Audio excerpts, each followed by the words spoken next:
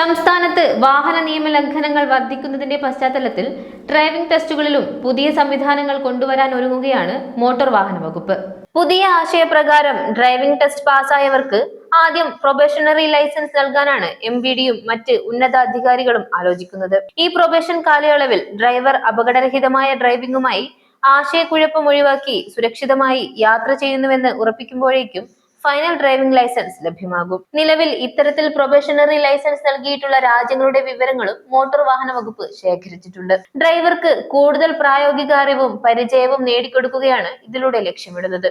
അതിനാൽ തന്നെ പുതിയ ഒരു മെച്ചപ്പെട്ട ഡ്രൈവിംഗ് സംസ്കാരം രൂപപ്പെടുത്തുക എന്നതാണ് ഈ പ്രൊബേഷണറി ലൈസൻസ് പരിഷ്കാരത്തിന്റെ ഉദ്ദേശ്യം. MVD പറയുന്നത് ഇങ്ങനെ: ശരിയായി വാഹനം ഓടിക്കാൻ പഠിച്ചതിനു ശേഷം മാത്രം പൊതു റോഡുകളിലേക്ക് കാറുമായി ഇറങ്ങുക. റോഡിൽ ഇറക്കാതെ തന്നെ അടിസ്ഥാന പാഠങ്ങൾ പഠിച്ച ശേഷം വാഹനം ഓടിക്കുന്നതിന്റെ മുഖ്യ അർത്ഥം മനസ്സിലാക്കുക.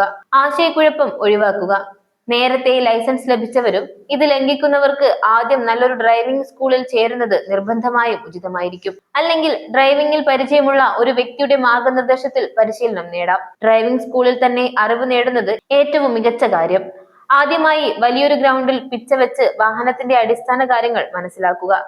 കാർ എങ്ങനെ സ്റ്റാർട്ട് ചെയ്യണം, സ്റ്റിയറിംഗ് വീലിന്റെ ചുറ്റുമുള്ള ഗേജുകൾ എന്തൊക്കെയായിരിക്കും, ഗിയർ മാറ്റം, ക്ലച്ചിന്റെ പ്രവർത്തനം തുടങ്ങിയ അടിസ്ഥാന കാര്യങ്ങൾ ആദ്യം മനസ്സിലാക്കണം എന്നിവയാണ് MVDയുടെ പ്രധാന നിർദ്ദേശങ്ങൾ. KFIL ന്യൂസ് ഡെസ്കിൽ നിന്നും അഞ്ജു നാരായണൻ.